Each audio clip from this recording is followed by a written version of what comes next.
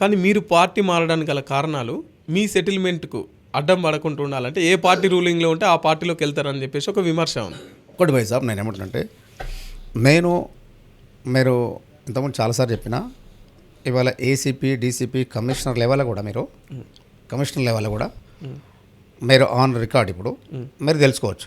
లాలాపేట లల్లు ముదిరాజు ఎక్కడన్నా ఎవరికన్నా డిస్టర్బ్ చేసి ఒక గజం భూమి కబ్జా పెట్టి తర్వాత ఈ పోలీస్ స్టేషన్లో ఆ పోలీస్ స్టేషన్లో కేసులు ఉన్నాయని చెప్పేసి ఎవరైనా చెప్తే దాన్ని దేనికంటే అంటాడు.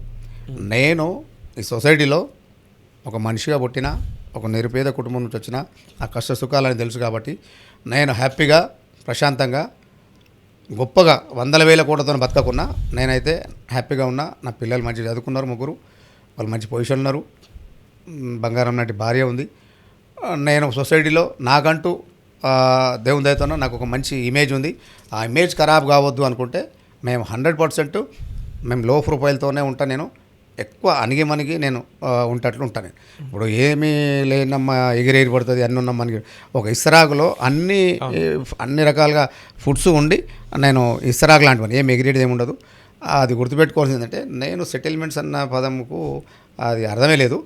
కాకపోతే ఒక పెద్ద మనిషిగా నేను ఉంటా కాబట్టి నాకు తెలిసిన వాళ్ళు వీళ్ళు చాలామంది నాకు ఇది పరిస్థితి, మీరు కంపల్సరీ మాకు ప్రాబ్లం ఉంది, ఇది ఉంది, ఈ సమస్య ఉంది అని చెప్పి నా దగ్గరికి వస్తే వీలైనంత మట్టుకు నేను వాళ్ళకి సపోర్ట్ చేస్తా, ఆ పని చేసి పంపిస్తా. కాకుంటే దగ్గరుండి నేను పోలీస్ స్టేషన్ తీసుకెళ్ళేసి పోలీసుల ద్వారా కూడా నేను పరిష్కరించే సమస్యలు చాలా ఉన్నాయి. మీరు ఏం సెటిల్మెంట్ చేయండి, ఒక నిరుపేద కుటుంబం నుంచి వచ్చిన లల్లుబాయ్ ఇలా గోల్డ్, కార్లు, ఇంతమందిని మెయింటైన్ చేయడం, ఇన్ని సామాజిక సేవా కార్యక్రమాలు చేయడం, ఇంత డబ్బు ఎక్కడి నుంచి వచ్చింది? అయితే బైసాప్ నేను అర్థమైందంటే, నేను చిన్నప్పటి నుంచి ఏంటంటే కష్టానికి అలవాటు పడ్డాను. చిన్న పని పెద్ద పని అయినా కూడా ఏ పని అయినా కూడా నేను హ్యాపీగా మనసు పెట్టి పని చేసిన. దాంతోపాటు ఏంటంటే అంచెలంచెలుగా ఒక్కొక్కటి స్టెప్ ఎదుర్కొంటే ప్రతి పని ఏ పని చేసినా నేను సక్సెస్ అయినా. అందులో మా ఫ్యామిలీకి సంబంధించి మా నాన్నమ్మ వాళ్ళది ప్రాపర్టీ ఉంటే నా వాటకు ప్రాపర్టీ వచ్చింది ఒక 15-16 ఏళ్ళ కింద. నేను అప్పటి వరకు ఏంటంటే యావరేజ్గా బతుకుంటూ వస్తున్నా, హ్యాపీగా ఉన్నా, సంతోషంగా ఉన్నా. 15-16 సంవత్సరాల కింద నాకు వచ్చిన ల్యాండ్ ఏదైతుందో నేను అది అమ్మడం జరిగింది. అది అమ్మేసి అప్పుడు నా స్నేహితులు కొంచెం రియల్ ఎస్టేట్లో వెంచర్లు చేస్తారు, కొని అమ్మడం చేయడం అట్లాంటివి ఉండే. నాకు సంబంధించిన వచ్చిన డబ్బులు ఏవైతున్నాయో అవి నేను మార్కెట్లో పెట్టడం, ఆ వెంచర్లో పెట్టడం, అట్లా నేను బిజినెస్ స్టార్ట్ చేసిన. దాని ద్వారా ఇప్పుడు రియల్ ఎస్టేట్ అంటే ల్యాండ్లు అమ్ముకున్నాడు ఎవరు ఖరాబ్ కాలేదు, భూమిని అమ్ముకున్నాడు ఎవరు ఖరాబ్ కాలేదు. వీళ్ళు పెద్ద పెద్ద సినిమా స్టార్స్ కూడా వాళ్ళకి వచ్చిన రెమ్యునేషన్ ఇలా 50 లక్షలు వచ్చింది. 50 లక్షలు వాళ్ళ దగ్గర ఏ బ్యాంకులు వేసిన ఏముండదు. ఇది తీసుకొని ఒక భూమి పెడితే ఈ సినిమా అంటే 1 year లోపు 50 లక్షలకు 3-4 కోట్లు అయినా కూడా ఉన్నాయి. అట్లా భూమిని అమ్ముకున్నప్పుడు ఖరాబ్ కాలేదు. మనం కూడా నాకు సంబంధించి ఏదైతే అమౌంట్లు వచ్చినాయో నేను ల్యాండ్ మీద పెట్టేసి కొన్ని వెంచర్లు చేసి కొనడము అమ్మడం చేయడం ఏదైతుందో నా బిజినెస్ అదే కంటిన్యూ. లేదు వాడు చిల్లర ఇచ్చారు అనుకుంటే నా మీద ఇప్పుడే కేసులు అవుతున్నాయి, ప్రతి ఛానల్లో ఎండ్లనో బదలాం అవుతుంటే చేస్తుంటే ఎలానో చూస్తారా ఏ ఛానల్ అన్న. నేను ఏదున్నా కూడా ఏంటంటే లో ప్రొఫైల్తో ఉంటా, అందరు నా వాళ్ళు, అందరు మంచిగా ఉండాలి, అందులో నేను ఉండాలని కోరుకున్నాను తప్ప నేను ఎప్పుడు కూడా ఇయర్ చేసి ఏదో కావాలా, ఏదో చేసుకోవాలా, ఏదో అనే ఆలోచన అయితే నాకు లేవు. ఓకే, కరోనా సమయంలో మీ వీడియోలు చాలా బాగా వైరల్ అయినాయి.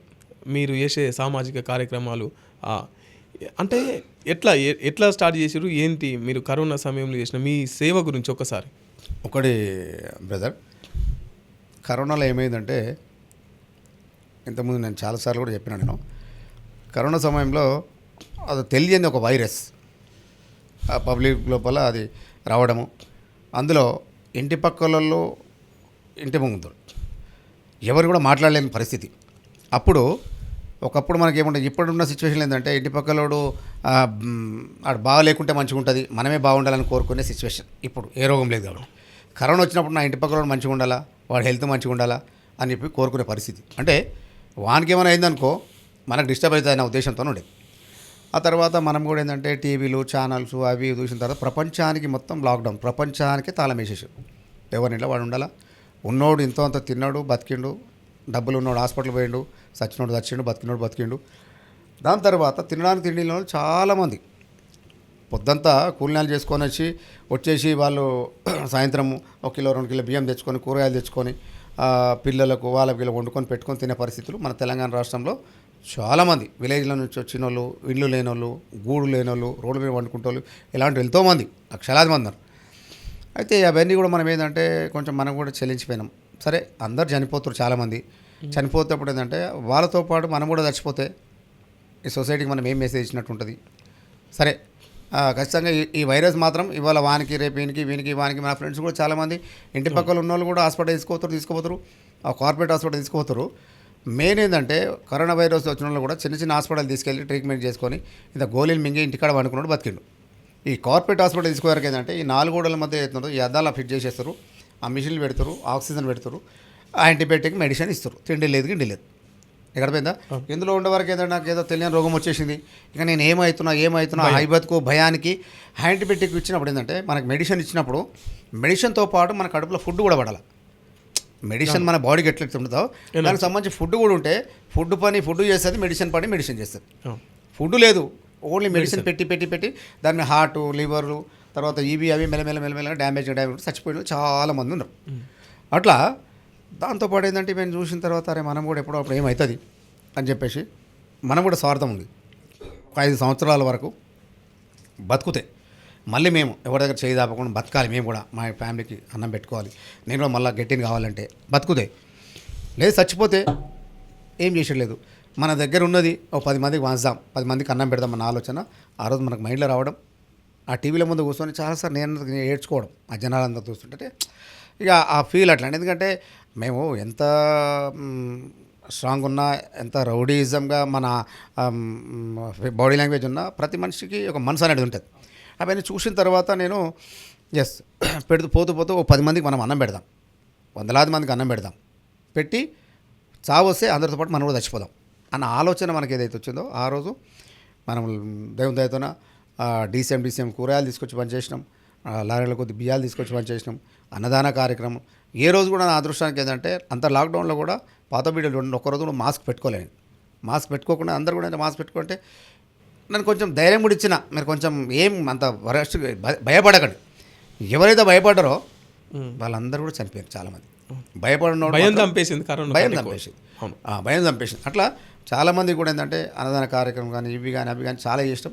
ఇవాళ ఏమైందంటే ఈరోజు మనలాని ఇంత ఎక్కువ రిసీవ్ చేసుకోవడానికి లాలాపేట లల్లు ముద్రాజ్ అని కూడా మనసున్నదని చెప్పేసి జనాలు అనుకోవడానికి సోషల్ మీడియాలో ఏంటంటే లాంగ్వేజ్తో పనిలేదు. ఇవాళ ప్రపంచ దేశాలందరూ కూడా అలా అరే వీళ్ళు ఇంత బాడీ లాంగ్వేజ్ అంతా కూడా కొంచెం విలేజ్గా కనిపించిన వీళ్ళ మనసు మంచిది కదా అని చెప్పేసి మమ్మల్ని ఆ రోజు అట్లా లక్షలాది మంది కోట్లాది మంది స్వీకరించారు, ఇష్టపడ్డారు. ఆ ఇష్టాన్ని ఇక్కడ మేము తెలంగాణ రాష్ట్రం కానీ ఆంధ్రప్రదేశ్ కానీ ఇక్కడ కర్ణాటక కానీ ఇక్కడ తమిళనాడు కానీ తర్వాత విదేశాలు కూడా మాకేందంటే పెద్ద పెద్ద బిగ్ షాట్స్ ఎంతోమంది ఫాలోవర్స్ ఉంటారు. వీళ్ళందరూ కూడా మా ఎంబడ ఉన్నారు, నన్ను ప్రేమిస్తున్నారంటే నా అదృష్టంగా భావిస్తా. మేము చేసిన పుణ్యం పనులు ఏమైనా ఉన్నాయంటే కొద్దిగా గొప్ప గవి చేసినాం, అది మేము అదృష్టంగా భావిస్తాం, జన్మకి ఇది అదృష్టంగా భావిస్తాం. ఓకే.